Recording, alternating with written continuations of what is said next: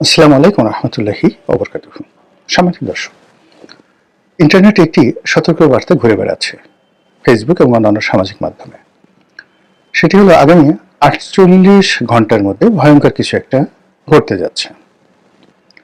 এখন সেই যে ভয়ঙ্কর কি ঘটতে যাচ্ছে, এটা ত্রিমাত্রিক। তিনটি আশঙ্কাকে কেন্দ্র করে এক ধরনের ভীতিকর পরিবেশ এবং পরিস্থিতি তৈরি করা হচ্ছে। প্রথম ভীতিকর যে পরিবেশ পরিস্থিতি যারা বলছে, তারা বলার চেষ্টা করছে যে উসমান হাদির যে হত্যাকাণ্ড, তার দাফন কাফন তো হয়ে গেল, এরপর টার্গেট কে? ইতিমধ্যে বিভিন্ন রাজনৈতিক ব্যক্তিবর্গ যারা আছেন তারা নিজেদের আশঙ্কা ব্যক্ত করেছেন। যারা তরুণ নেতৃত্ব রয়েছেন প্রার্থী হিসেবে রাজনীতির ময়দানে, তারা ঘোরাফেরা করতে গিয়ে নানা রকম আশঙ্কার কথা তারা বলার চেষ্টা করছেন এবং তারা ভয় পাচ্ছেন যে আগামী ৪৮ ঘন্টার মধ্যে অনাকাঙ্ক্ষিত একটা ঘটে যেতে পারে তাদের জীবনে, রাজনৈতিক অঙ্গনে এই অনিশ্চয়তা। আরেকটি গ্রুপ বলার চেষ্টা করছে নানা রকম প্রচার এবং প্রোপাগান্ডা যে নতুন একটি বিপ্লবী সরকার আসছে এবং ৪৮ ঘন্টার মধ্যে সেটা হয়ে যাবে, এবং অনেকে বিপ্লবী সরকারের প্রধান রূপে কে হবেন ইত্যাদি ইত্যাদি নানা রকম ফটোকার্ড তৈরি করে সেটা এমনভাবে প্রচার করছেন, এবং এটা মানে আমাদের সম্পাদক মাহমুদুর রহমান সাহেবকে সেই সরকারের প্রধান করে আমার দেশের ফটোকার্ড ব্যবহার করে একটি গ্রুপ এটা প্রচার করছে, এবং আমার দেশ তাদের যে ভেরিফাইড পেজ আছে সেখান থেকে বলার চেষ্টা করছেন যে এটা অপপ্রচার, এ ধরনের কোনো সংবাদ আমাদের দেয়নি এবং আমাদের সম্পাদক এই সকম কোনো কর্মকাণ্ডের মধ্যে জড়িত নন। বোঝার চেষ্টা করুন। আরেকটি গ্রুপ বলার চেষ্টা করছেন যে জনাব তারেক রহমান সাহেব যেন না আসতে পারেন, এদিন আগামী ৪৮ ঘন্টাতে এমন কিছু ঘটানো হবে যাতে করে বিএনপি ভয় পেয়ে যায়, তারেক রহমান সাহেব ভয় পেয়ে যান। এই গ্রুপের দ্বিতীয় যে অপশন, সেটা হলো আগামী ৪৮ ঘন্টায় এমন কিছু করা হবে, সেক্ষেত্রে যদি প্ল্যান এ, মানে তারেক রহমান সাহেব আসবেনই না, এটা হলো প্ল্যান এ, যদি প্ল্যান এ ফেল করে, অর্থাৎ তারেক রহমান সাহেব তারপরও আসেন, তাতে করে তার সেই আগমনী এটি যেন আনন্দমুখর না হয়, তার অনুষ্ঠানে যেন লোকজন না যায়, ঢাকা শহরে যেন কাউন্টার একটা অবস্থা থাকে, এরকম একটা দৌড়াদৌড়ি অবস্থা শহরে যেন তৈরি হয়, এই জন্য নানা রকম যাকে বলা হয় খবর ছড়িয়ে প্রোগ্রামের কথা বলে যে সকল বিভ্রান্তি তৈরি করা হচ্ছে, সেখানে একটা ডেডলাইন ৪৮ ঘন্টা হিসেবে বলা হচ্ছে। আপনি যদি ধরেন যে আমি এই ভিডিওটি যে সময়টিতে করছি এখান থেকে ৪৮ ঘন্টা আজকে থেকে ধরেন, যেটা আজকে ২১ তারিখ, ২১শে ডিসেম্বর, তাহলে ২১শে ডিসেম্বর চলে গেল, ২২, ২৩, মানে এই দুদিন যদি ধরেন, ২৪ তারিখে হলো ডেডলাইন, আর ২৫ তারিখ সকাল মানে দুপুরের সময় জনাব তারেক রহমান সাহেব আসবেন। তাহলে ঘুরে ফিরে মোটামুটি ২৩ তারিখ রাত্রি অথবা ২৪ তারিখ দুপুর পর্যন্ত এই সময়টিকে ৪৮ ঘন্টার একটা মাহেন্দ্রক্ষণ, মানে সেই মাহেন্দ্রক্ষণ একটি কিছু ঘটানোর জন্য প্রচার চালানো হচ্ছে। এর বাইরে আওয়ামী লীগের পক্ষ থেকে নানা রকম ফিসফাস, নানা রকম কথাবার্তা, যেগুলো এই বাংলাদেশে বসে আমাদের পক্ষে এগুলো উচ্চারণ করাটাও আমাদের পক্ষে উচিত না, সম্ভব না। কিন্তু আওয়ামী লীগের যে অসংখ্য বট বাহিনী এখন আছে, তারপর যারা মূল ধারার একসময় খুব সেলিব্রিটি ছিলেন গণমাধ্যমের, খুব বড় সাংবাদিক, রাজনৈতিক বিশ্লেষক, তারা প্রকাশ্যে দেশের বাইরে থেকে আগামী ৪৮ ঘন্টার মধ্যে যে সকল ঘটনা ঘটতে পারে যে আশঙ্কার কথা বলছে, মানে এটা না বলাই ভালো, খুবই খারাপ কথা তারা বলছে। থার্ডলি হলো যে ভারত এই মুহূর্তে খুব উত্তেজনা দেখাচ্ছে প্রকাশ্যে। স্বয়ং নরেন্দ্র মোদী, মমতা ব্যানার্জি, শশী থারুরের মতো বিখ্যাত ব্যক্তি, ভারতের পররাষ্ট্র সচিব, মানে অমিত শাহ, অন্যান্য যে সকল কূটনৈতিক অঙ্গনের সরকার এবং বিরোধী দলে যারা আছেন, প্রায় সবাই বাংলাদেশের ব্যাপারে মারাত্মক পত্রিকায় দেখাচ্ছেন। ভারতের যে সকল সাংবাদিক বাংলাদেশ নিয়ে কন্টেন্ট তৈরি করেন, বিভিন্ন পত্রপত্রিকা লেখেন, সাক্ষাৎকার দেন, এমনকি বিবিসিতে কথাবার্তা বলেন, তারা সবাই বলার চেষ্টা করছেন যে ভারতের ধৈর্যের বাঁধ ভেঙে গেছে, এবং তারাও এই 48 আওয়ার্স শব্দটি উচ্চারণ করছে। আমি নিজে খুব অবাক হয়ে যাই যে এই সকল বাক্যগুলো একসঙ্গে মিলল কি করে, এরা তো পরস্পর বিরোধী পক্ষ।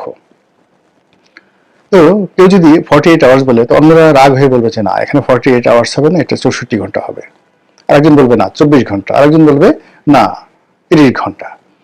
কিন্তু এখানে এই মুহূর্তে বাংলাদেশ নিয়ে যারা উদ্বিগ্ন, বাংলাদেশের রাষ্ট্র ক্ষমতায় আসা, থাকা, যাওয়া ইত্যাদি নিয়ে যারা রীতিমতো ইঁদুর দৌড়ের উপর আছেন, এই মুহূর্তে যারা রাজনৈতিক সুবিধা নিতে চাচ্ছেন বা সুবিধা হারাতে চাচ্ছেন, সকল পক্ষের মধ্যে একই সঙ্গে এই 48 আওয়ার্স যে শব্দটি, এটি কেন বের হয়ে গেল বা বের হয়ে যাচ্ছে, এটা নিয়ে আলোচনা করার চেষ্টা করব।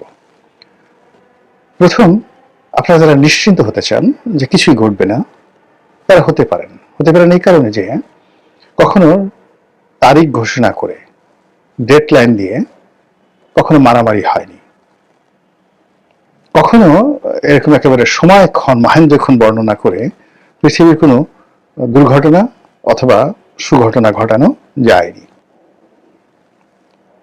নর্মালি এই ধরনের পরিবেশ পরিস্থিতি তৈরি হয় সেই যাকে বলা হয় একটা আতঙ্ক এবং ভয় সৃষ্টির জন্য। এটা অর্ধেক আপনি ধরেন পৃথিবীর, মানে যাকে বলা হয় যত এই ধরনের আতঙ্ক ছড়ানো হয় তার 50% ভয়েড, 50% যাকে বলা হয় বোগাস, এবং কেবলই মাত্র স্বার্থ সিদ্ধির জন্য এই কাজগুলো করা হয়। তো সেই অর্থে 48 আওয়ার্সের মধ্যে কিছুই হবে না, অর্থাৎ 24 তারিখ পর্যন্ত কিছুই হবে না। যা কিছু হওয়ার বা যেভাবে স্বাভাবিকভাবে যা কিছু চলছে ওভাবেই চলবে। যে আতঙ্কের কথাগুলো বলা হচ্ছে সেই আতঙ্কের গুলো হয়তো ঘটবে না 50% ক্ষেত্রে। আর আরেকটি আতঙ্কের বিষয় রয়েছে, সেটি হলো যে যখন মানে সকল মানুষের মুখ দিয়ে, অন্তর দিয়ে, যাকে বলা হয় চোখ মুখ দিয়ে, পঞ্চ ইন্দ্রিয় দিয়ে একটি বিষয় অনুভূত হয় এবং মানুষের জবান দিয়ে একটি কথা বের হয়ে যায়, তখন সেটা প্রকৃতি ঘটিয়ে দেয়। উদাহরণ হিসেবে বলি, যেমন শেখ হাসিনা পালায় না, শেখ হাসিনা পালিয়ে যাবেন, বাংলাদেশে টিকতে পারবেন, এই কথাগুলো কিন্তু আগস্ট মাসের 5 তারিখের আগে, মানে যখন মেট্রো রেল পড়লো এবং শেখ হাসিনা যখন ওটা দেখতে গেলেন, ঠিক তার আগে তিনি খুব বড়াই করে বলেছিলেন যে শেখ হাসিনা পালায় না, সংবাদ সম্মেলনে পালাবে না। ওদের কাছে বলেছিলেন যে মরে গেলেও পালাবো না, মির্জা ফখরুলের বাড়িতে গিয়ে উঠবো, থাকতে দেবেন তো। মানে এই যে তার যে কথা, এগুলো কান্নার মতো ছিল এই কথাগুলো। এখন এই কথাগুলো তিনি বলতে চাননি, কিন্তু তার মুখ দিয়ে কিন্তু বের হয়ে গেছে। শেখ হাসিনা কোনোদিন পালাবেন না, পালায় না, এই কথাগুলো তিনি বলতে চাননি বা অতীতে কখনো বলেনি, কিন্তু ওই সময় তার মুখ দিয়ে এই কথাগুলো কিন্তু বের হয়ে গেছে। টেকনাফ থেকে তেঁতুলিয়া পর্যন্ত সমস্ত মানুষ গত কয়েক বছর যাবৎ শুধু বলছিল যে আওয়ামী লীগের জন্য এমন একটা পরিণতি আসবে যে তাকে পালাতে হবে। একই অবস্থা বঙ্গবন্ধুর ক্ষেত্রে। বঙ্গবন্ধুর 15 আগস্টে যে নির্মম পরিণতি এলো, সেটা কিন্তু বঙ্গবন্ধুর যারা ঘনিষ্ঠজন তারা 1974 সনে টের পেয়েছিলেন। আমাকে একজন লোক বলছিলেন জনাব তাজউদ্দিন আহমেদ সম্পর্কে, ভদ্রলোকের নাম আমার মনে নাই, খুব সিনিয়র একজন পলিটিশিয়ান। তো তিনি সেই 1974 সনে দিল্লিতে যাচ্ছেন, তাজউদ্দিন সাহেব, এবং দিল্লি এয়ারপোর্টের তার সঙ্গে তার দেখা হলো। এবং তখন যে ভদ্রলোক আমাকে বলেছেন তিনি বঙ্গবন্ধুর খুব ঘনিষ্ঠজন ছিলেন, আর তাজউদ্দিন সাহেব তখন বঙ্গবন্ধুর বিষ মানে বৃক্ষে পরিণত হয়েছিলেন, তাকে দেখতে পারতেন না। তো তখন তাজউদ্দিন সাহেব ওই ভদ্রলোকের হাত ধরে বললেন যে দেখো, তোমার নেতা নিজেও মরবেন, আমাদেরকেও বাঁচতে দেবেন না। দেখুন, তাজউদ্দিন সাহেব মরেছেন, বঙ্গবন্ধু মরেছেন, এবং এই কথা 1 বছর আগে দিল্লি এয়ারপোর্টে তারা কিন্তু পরস্পর আলোচনা করেছে। এবার আমি আমার নিজের একটা অভিজ্ঞতার কথা বলি। 2012 সনে পার্লামেন্টারি কমিটির বৈঠক হচ্ছে। শেখ হাসিনা খুব ঘনিষ্ঠ একজন মানুষ, যিনি এমপি ছিলেন, মন্ত্রী ছিলেন, খুব বড় মন্ত্রী ছিলেন, এবং খুবই জ্ঞানী গুণী জাননেওয়ালা একজন লোক। এক নামে বলবেন, যেহেতু এখন তিনি জেলে আছেন, আমি এই কথাটা বলতে চাচ্ছি না, তার নামটা বলতে চাচ্ছি না, কিন্তু ঘটনা বলতে চাচ্ছি। তো 2012 সনে শেখ হাসিনা বক্তব্য দিচ্ছেন, কথাবার্তা বলছেন, এবং তার কথাবার্তার মধ্যে স্পষ্টতই ওই সময়টিতে জিদ প্রকাশ পাচ্ছিল, অহংবোধ প্রকাশ পাচ্ছিল, এবং তিনি কাউকে পাত্তা দিচ্ছিলেন না। যেমন তিনি বলছিলেন যে, দেখো আল্লাহ আমাকে ক্ষমতা এনেছে, তোমরা কেউ আমাকে ক্ষমতা আনোনি। এমপিদের বলছিলেন তোমাদের কোনো ক্ষমতা নেই, তোমরা সবাই কাটা খাওয়া বিলাই। জাস্ট এই কথাগুলো তিনি বলছিলেন। তারপরে তোমাদের লজ্জা নাই, শরম নাই, এবং তোমাদেরকে যদি মানে ওই কাটা খাওয়া বিলাইয়ের মতো কাটা দেওয়া হয়, সবাই গর্ত থেকে বের হয়ে আসে, আবার মানে বিলাইকে যেভাবে পাশার উপর বাড়ি দেওয়া হয় ওই গোপালগঞ্জের আঞ্চলিক ভাষায়, বিলাই আবার চোখের তলে পলায়, আবার সেই কাটা দিলে মিউ মিউ করে সামনে চলে আসে, তোমরা হলো সেই রকম। তো সকল মানুষ মাথা নিচু করে তার বক্তব্য শুনছিলেন। আব্দুল জলিল সাহেব তখন জীবিত, তোফায়েল সাহেব, রাজ্জাক সাহেব, মানে সকলে মিলে তার সেই অপমান কিন্তু সবাই হজম করছিলেন। রাজ্জাক সাহেব তখন জীবিত ছিলেন কিনা আমি বলতে পারবো না, যাই হোক।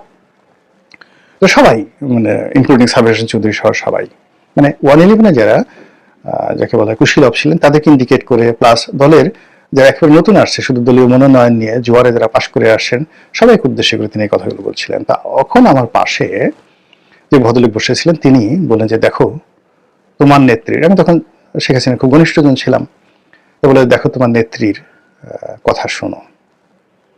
ওনার মধ্যে একটা অহমিকা বোধ জন্ম নিয়েছে যে আওয়ামী লীগকে বাংলাদেশে তিনি পুনর্জন্ম দিয়েছেন,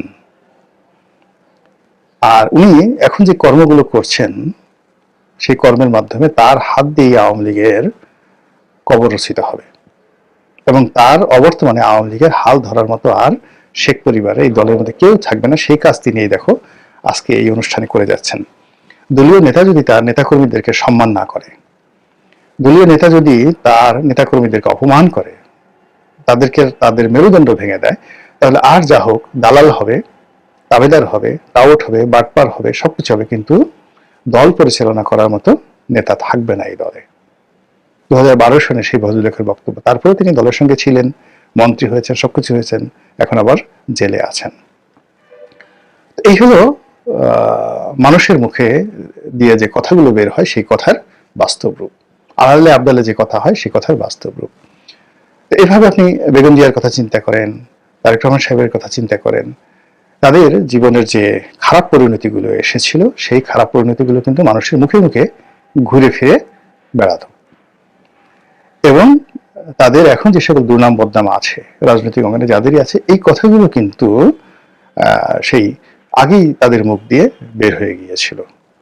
আপনি দেখুন এই সময়টিতে ডক্টর মোহাম্মদ ইউনূস যা করছেন, জামাত যা করছেন, অন্যান্য মানে যে সমস্ত লোকজন করছেন, তা কিন্তু আমাদের দেশের আমজনতা অনেক আগেই সেই বলে দিয়েছে যে এটা হতে পারে, জামাত ক্ষমতা আসলে এই কাজ করবে, ক্ষমতা পেলে এই কাজ করবে, বিএনপি যদি আগামীতে দেশ পরিচালনার দায়িত্ব পায় তারা এই ভুল করবে, ইত্যাদি ইত্যাদি ইত্যাদি সবকিছু। দেখেন সেই ঘটনাগুলি কিন্তু ঘটে যাচ্ছে। সেক্ষেত্রে 48 ঘন্টার যে টাইম ফ্রেম, এই টাইম ফ্রেম নিয়ে যখন 18 কোটি মানুষের যে বিরাট অংশ, সচেতন অংশ, তারা একই চিন্তা করবে, একই আতঙ্ক অনুভব করবে, এবং একই বিশ্বাস দ্বারা লালিত হবে, এবং তারা মনে করবে এরকম একটা কিছু ঘটা আসলে উচিত, মানে ঘটতে পারে, কিন্তু সেটা যে উচিত, ইট শুড বি, এটা দরকার, এটা প্রয়োজন, 48 ঘন্টা কিছু একটা ঘটা দরকার। এই জিনিসগুলো যখন মানুষের মধ্যে আসবে, অর্থাৎ তারা বর্তমান অবস্থা নিয়ে সন্তুষ্ট নয়, দুর্বিষহ সময় পার করছে, তাদের চোখের সামনে যা কিছু দেখছে, অল্টারনেটিভ যা কিছু দেখছে, সেই অল্টারনেটিভ বিষয়গুলো তাদের ভালো লাগছে না, নেতা পছন্দ হচ্ছে না, নেত্রী পছন্দ হচ্ছে না, কর্মকাণ্ড পছন্দ হচ্ছে না, কথাবার্তা পছন্দ হচ্ছে না, প্রতিদিন যে সকল দৃশ্য পছন্দ হচ্ছে না, তারা এর বাইরে অলৌকিক কিছু একটা চিন্তা করছে, সেই চুলকার কবেকার অন্ধকার বিদিশার নিশা, সেই বনলতা সেনের মতো।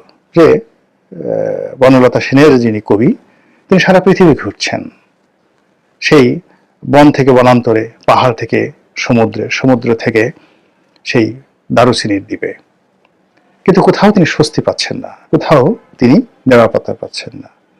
ঠিক সেই সময়টাতে নিজের মনের মধ্যে তার হঠাৎ করে উদয় হলো নাটোরের বনলতা সেনের কথা। আর সেই বনলতা সেনের তিনি একটা চরিত্র অঙ্কন করলেন, চুল তার কবেকার অন্ধকার বিদিশার নিশা।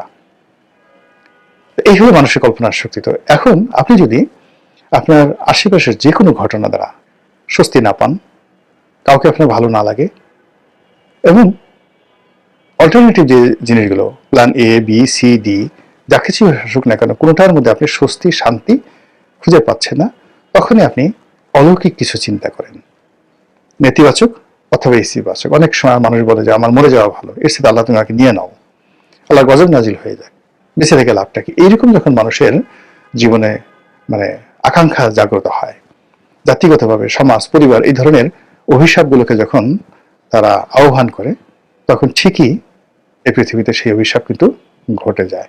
বহু নজির আছে। মহান আল্লাহ আমাদের সবাইকে হিদায়াত দান করুন এবং আমাদের জন্য যেটি কল্যাণকর সেটি আল্লাহ রাব্বুল আলামিন আমাদের জন্য বরাদ্দ করুন, এই প্রার্থনা করছি। আসসালামু আলাইকুম ওয়া রাহমাতুল্লাহি ওয়া বারাকাতুহু।